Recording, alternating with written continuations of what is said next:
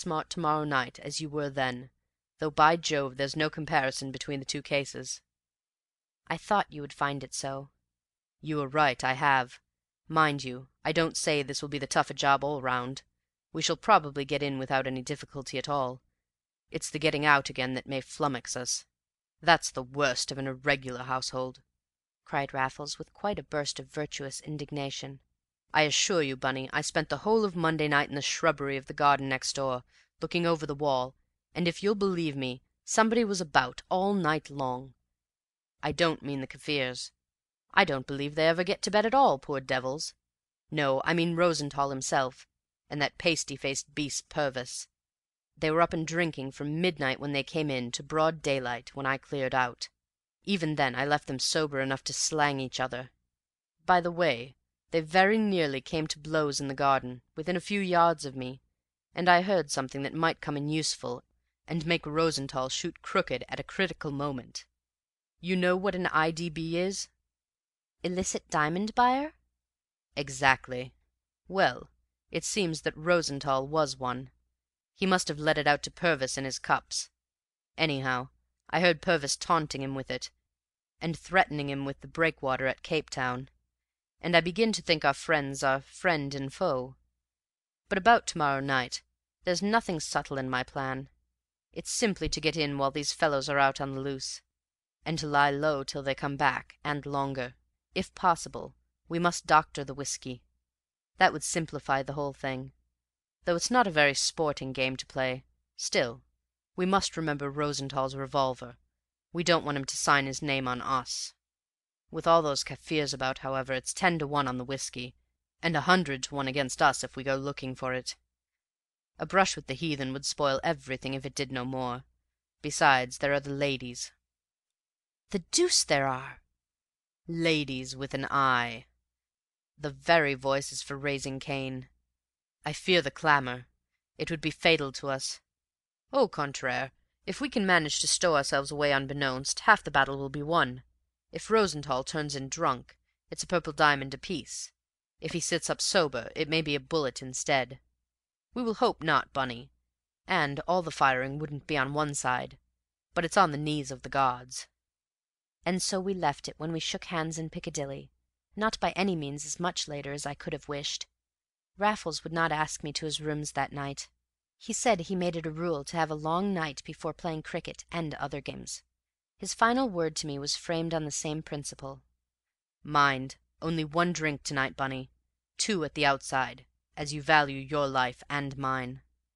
I remember my abject obedience, and the endless sleepless night it gave me, and the roofs of the houses opposite standing out at last against the blue-grey London dawn.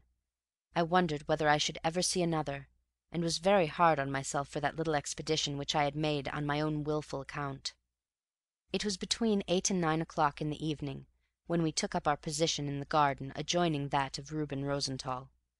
The house itself was shut up, thanks to the outrageous libertine next door, who, by driving away the neighbours, had gone far towards delivering himself into our hands. Practically secure from surprise on that side, we could watch our house under cover of a wall just high enough to see over, while a fair margin of shrubs in either garden afforded us additional protection. Thus entrenched, we had stood an hour, watching a pair of lighted bow windows with vague shadows flitting continually across the blinds, and listening to the drawing of corks, the clink of glasses, and a gradual crescendo of coarse voices within. Our luck seemed to have deserted us. The owner of the purple diamonds was dining at home, and dining at undue length. I thought it was a dinner party. Raffles differed. In the end he proved right. Wheels grated in the drive. A carriage and pair stood at the steps. There was a stampede from the dining room, and the loud voices died away, to burst forth presently from the porch. Let me make our position perfectly clear. We were over the wall at the side of the house, but a few feet from the dining room windows. On our right, one angle of the building cut the back lawn in two diagonally. On our left, another angle just permitted us to see the jutting steps and the waiting carriage. We saw Rosenthall come out, saw the glimmer of his diamonds before anything. Then came the pugilist, then a lady with a head of hair like a bath sponge, then another, and the party was complete. Raffles ducked and pulled me down in great excitement. "The ladies are going with them," he whispered. "This is great." "That's better still." "The gardenia!" the millionaire had bawled. "And that's the best of all," said Raffles, standing upright as hoofs and wheels crunched through the gates and rattled off at a fine speed. "Now what?" I whispered, trembling with excitement. "They'll be clearing away. Yes, here comes their shadows. The drawing-room windows open on the lawn. Bunny, it's the psychological moment. Where's that mask?" I produced it with a hand whose trembling I tried in vain to still, and could have died for Raffles when he made no comment on what he could not fail to notice. His own hands were firm and cool as he adjusted my mask for me, and then his own.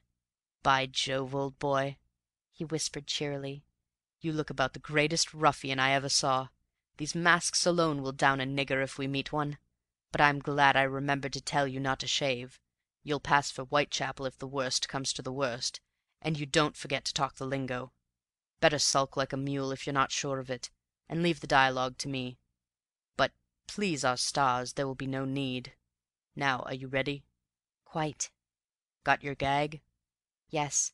Shooter? "Yes." Then follow me." In an instant we were over the wall, in another on the lawn behind the house. There was no moon. The very stars in their courses had veiled themselves for our benefit. I crept at my leader's heels to some French windows opening upon a shallow veranda. He pushed. They yielded. "Luck again," he whispered. "Nothing but luck. Now for a light." And the light came. A good score of electric burners glowed red for the fraction of a second, then rained merciless white beams into our blinded eyes. When we found our sight 4 revolvers covered us, and between 2 of them the colossal frame of Reuben Rosenthall shook with a wheezy laughter from head to foot. "Good evening, boys," he hiccuped. "Glad to see you at last. Shift foot or finger, you on the left, though, and you're a dead boy. I mean you, you greaser," he roared out at Raffles. "I know you. I've been waiting for you. I've been watching you all this week. Plucky smart you thought yourself, didn't you? One day beggin', next time shammin' tight, and next one of them old pals from Kimberley that never come when I'm in. But you left the same tracks every day, you buggins, and the same tracks every night, all around the blessed premises." "All right, guv'nor," drawled Raffles. "Don't excite. It's a fair cop. We don't sweat to know 'ow you brung it orf. Only don't you go for a shoot, 'cos we ain't armed, so help me Gord." "Ah, you're a knowin' one," said Rosenthall, fingering his triggers. "But you've struck a knowin'er. Ho, yes, we know all about that. Set a thief to catch a thief. Ho, yes." My eyes had torn themselves from the round black muzzles, from the accursed diamonds that had been our snare. The pasty pig face of the overfed pugilist, and the flaming cheeks and hook nose of Rosenthall himself. I was looking beyond them at the doorway filled with quivering silk and plush, black faces, white eyeballs, woolly pates. But a sudden silence recalled my attention to the millionaire, and only his nose retained its color. "What do you mean?" he whispered with a hoarse oath. "Spit it out, or by Christmas I'll drill you." "What price that breakwater?" drawled Raffles coolly. "Eh?" Rosenthall's revolvers were describing widening orbits. "What price that breakwater, old IDB?" "Where in hell did you get hold of that?" asked Rosenthall, with a rattle in his thick neck meant for mirth. "You may well arst," says Raffles. "It's all over the place where I come from. Who can have spread such rot?" "I dunno," says Raffles. "Arst the gentleman on your left, p'raps. 'E knows." The gentleman on his left had turned livid with emotion. Guilty conscience never declared itself in plainer terms. For a moment his small eyes bulged like currants in the suet of his face. The next, he had pocketed his pistols on a professional instinct, and was upon us with his fists. "Out of the light! Out of the light!" yelled Rosenthall in a frenzy. He was too late. No sooner had the burly pugilist obstructed his fire than Raffles was through the window at a bound, while I, for standing still and saying nothing, was scientifically felled to the floor. I cannot have been many moments without my senses.